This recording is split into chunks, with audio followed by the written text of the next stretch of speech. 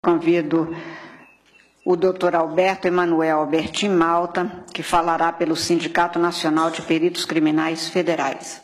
Vossa Excelência tem até 8 minutos também para se pronunciar e está com a palavra. Obrigado. Excelentíssima Presidente, excelentíssimo relator, ministro Gilmar Mendes, excelentíssimos ministros, excelentíssima Ministra. Falo em nome do Sindicato Nacional dos Peritos Criminais Federais.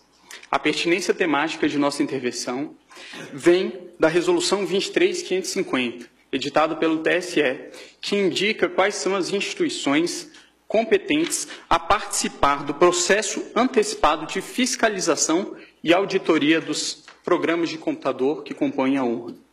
Dentre essas instituições está o Supremo Tribunal Federal e também está o Departamento de Polícia Federal, dentro do qual os peritos criminais federais com especialização em informática são aqueles que têm habilidade para interferir.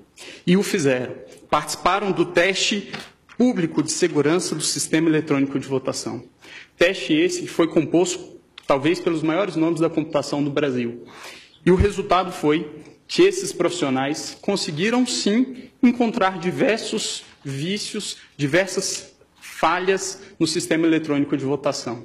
A título de exemplo, conseguiram esses profissionais fazerem ataques ao sistema de inicialização da urna. Conseguiram gerar um boletim de urna falso. Conseguiram também obter a chave criptográfica da urna. Conseguiram ainda, e o que é mais grave, recuperar a ordem do RDV, que é o Registro Digital do Voto, e é o que garante o sigilo do voto. E, portanto, conseguiram identificar qual era o primeiro, o segundo, o terceiro voto de cada um dos eleitores. Senhor presidente, só me permite. Eminente advogado, eu queria perguntar a Vossa Excelência se esse é um teste oficial, foi divulgado, sim, quando foi feito, como foi feito, sob os auspícios do TSE. O TSE já porque fez. Queria dizer a Vossa Excelência que quando fui presidente do TSE, isso não significa absolutamente nenhuma antecipação de voto, opinião, nós fizemos uma auditoria pública por meio de edital com personalidades que testaram a rigidez das urnas e que foram recrutadas, ou se habilitaram, melhor dizendo, a esse teste, pessoas oriundas da academia, das Forças Armadas, particulares, e naquela ocasião, depois de uma semana de testes intensivos, nenhuma falha nas urnas foi encontrada. Então, eu queria apenas que Vossa Excelência, se pudesse, esclarecesse que tipo de teste é esse que foi feito e quando foi feito, sob os auspícios de quem, a pedido de quem e como é que isto foi divulgado. Os testes foram feitos. E a participação, se possível, agregando a Vossa Excelência, do próprio Tribunal Superior Eleitoral, que faz esses chamamentos públicos diuturnamente. Os testes... Porque essa, senhor presidente, é uma imputação muito séria. Da maior gravidade. Da maior gravidade. Séria, e precisa verificar a verossimilhança disso. Eu estou impedido, senhor presidente, que eu formulei um pedido nas informações, mas eu queria apenas esclarecer que há menos de um mês foi realizado o último teste. Isso. Todos os processos eleitorais são feitos. E eu queria saber se foi nesse teste que... Teste de 2017 e de 2016. Sim. Agora, principalmente foi encontrado na tribuna é um dever do advogado. Pelo grupo G4, que é o grupo do advogado Peixinho, do perito Peixinho, pelo grupo também do professor Diego Aranha, da Unicamp, e também pelo grupo do professor Dourado Rezende. Ok? Se o relatório do TSE... Só para deixar isso claro, o TSE, com licença do advogado, o TSE, a rigor, sempre fez esses testes. Todos os chamamentos são feitos. E isso está, inclusive, nos atos normativos que balizam toda essa questão. E houve, de fato, e o tribunal sempre chamou, na verdade, chama os melhores hackers, os melhores peritos, para fazerem esse teste em nome da segurança do sistema. E depois faz o reteste, de modo que isto, neste caso, inclusive, o tribunal reconheceu o trabalho do professor Diego Aranha, que conseguiu progresso, mostrou falhas e depois houve a reprogramação. De modo que isto é absolutamente normal e só mostra a seriedade com que o TSE tem-se havido nesse tipo de matéria. É absolutamente rotineiro isso que se faz. Mas só para efeito de... É que essa é uma afirmação que está sendo feita da tribuna, é muito séria. O questionamento do realmente. ministro Lewandowski, exatamente porque talvez as pessoas não saibam que estes testes são feitos a cada período, publicamente, com chamamento público e dado à pública, inclusive, todas as informações relativas, mas Vossa Excelência continue e eu darei o interregno do questionamento. Obrigado, e apenas em resposta ao questionamento, o relatório a que me refiro é o relatório mencionado pelo ministro Gilmar Mendes e que está disponível no site do TSE. A minha indagação, o último reteste feito é de 2018, esses 2017. dados? 2017. 2016, 2009, 10, 16 e 17.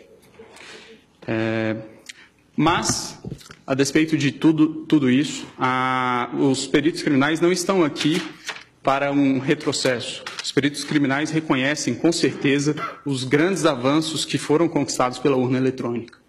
E é bom que fique bastante claro que a impressão do registro de voto não é um adeus ao voto eletrônico. O voto eletrônico permanece sendo um voto eletrônico, apenas com mais um mecanismo de auditoria. E aí é importante trazer quais são os 3 principais pontos que são indicados como as auditorias possíveis e viáveis em uma situação como essa. Indica os técnicos responsáveis pela elaboração do sistema que o RDV seria o registro digital do voto, seria um mecanismo para se apurar, se embaralhar os votos e se apurar a quantidade de votos. É bem verdade, mas esse sistema, o RDV, apenas permite apurar se foi adicionado ou excluído algum voto, e não se o voto foi registrado devidamente como o eleitor confirmou no momento que apertou o botão. O boletim de urna, do mesmo modo, ele permite sim uma auditoria, mas ele permite a auditoria da conferência conquistada escrito no boletim de urna com os resultados que foram apresentados no site do Tribunal Superior Eleitoral. Mas ele não permite, novamente, se verificar se o voto foi registrado de maneira adequada. E, por fim, a votação paralela, que resolveria essa situação que apresento, que seria o ato de se pegar algumas urnas no dia da eleição e fazer a simulação de uma votação para se verificar se a urna registrou adequadamente os votos. Elas, segundo informações do professor Pedro Dourado Rezende, na audiência pública realizada no Congresso Nacional, não seriam suficientes para isso, porque qualquer programador com pouco tempo e poucas linhas no código-fonte, conseguiria programar o sistema para que ele identificasse que o registro biométrico está sendo dispensado com um percentual acima do normal e para que, portanto, os vícios não surgissem nesse teste. Então, professor, não vou ler por conta dos 8 minutos que me foram limitados, qual é o posicionamento do professor. E indica ainda o professor Diego Aranha, que existe ainda a possibilidade de fraude interna. Obviamente, os peritos criminais não estão aqui a dizer que existe algum tipo de fraudador dentro do TSE, nunca diremos isso e acreditamos que todos que estão lá são corretos. Mas o que está a se dizer aqui é que a democracia de um país não pode estar sujeita ao controle de alguns poucos técnicos que têm acesso ao código-fonte e também às chaves criptográficas. É necessário haver um controle do controlador. Garantir a auditoria ao próprio sistema eletrônico que se pretende ver se está sendo fraudado ou não, é garantir ao fraudador fraudar a própria auditoria. Então, a impressão do voto, ele permitirá que, em eventual situação de dúvida a respeito da rigidez do processo de escrutínio, possa haver efetivamente uma auditoria. E em relação a algumas das preocupações que foram trazidas pela Procuradora-Geral, várias delas já foram respondidas por uma resolução que veio a ser editada posteriormente pelo TSE, que é a Resolução 23.521, que dispõe, inclusive, como funcionaria no caso de a urna dar um problema, a impressora travar. Dispõe a resolução que existirá também uma impressora de contingência, haverá um lacramento sem contato humano para que essa impressora possa ser substituída. Também em relação ao argumento de que deficientes visuais não teriam como verificar o voto impresso, foi editado também em 2017 a Resolução 23.554 pelo TSE, que dispõe que o deficiente visual poderá ser acompanhado de uma pessoa de sua confiança. Sobre o risco também de que, durante uma pane da impressora, o fiscal de urna poderia chegar e ver qual é o voto daquela pessoa que está dentro da cabine. Esse argumento também não me parece bastante plausível, tendo em vista que a urna eletrônica também pode travar com a sua tela congelada e também um fiscal de urna teria que entrar para trocar pela urna de contingência. O Brasil, excelentíssimos ministros, é o último país que ainda adota o sistema DRE sem o ViViPET. O ViViPET é exatamente isso que nós estamos falando, que é a impressão do registro. Países que em algum momento já adotaram o sistema que hoje adotamos, já o abandonaram. A título de exemplo, Alemanha, Bélgica, Holanda, Irlanda, Inglaterra, Rússia, Índia, Estados Unidos, Canadá e México. Por fim, excelências, utilizaria aqui mais uma vez a fala do professor Diego Aranha, que o ministro Gilmar mencionou, quando se trata dos argumentos de preço de viabilidade temporal. E aí eu vou tomar a liberdade de ler nesses meus últimos minutos. Diz o professor: é inegociável a existência de um registro físico para fins de transparência. Em situações de vitórias cada vez mais apertadas, não se pode ter dúvida sobre o resultado correto das apurações. Sobre a questão orçamentária, eu gostaria de finalizar dizendo que a possibilidade de auditoria de uma eleição não deveria ter preço. Esse é o requisito de qualquer eleição: provar para os participantes que o resultado é acurado e honesto. Isso não deveria ser negociável. A discussão, se não é possível acomodar no sistema atual brasileiro, para que ele possa ser transparente, inverte completamente a sequência lógica das coisas. Transparência é um requisito. E ainda em relação ao preço, são vários os exemplos que podem ser encontrados na rede mundial de computadores de gastos semelhantes com coisas que, acredito eu, não tragam tantos benefícios à democracia do país. A título de exemplo, o governo federal gastou 800 milhões de reais em publicidade no ano de 2017. O valor estimado para a impressão do voto, é de 2 bilhões de reais.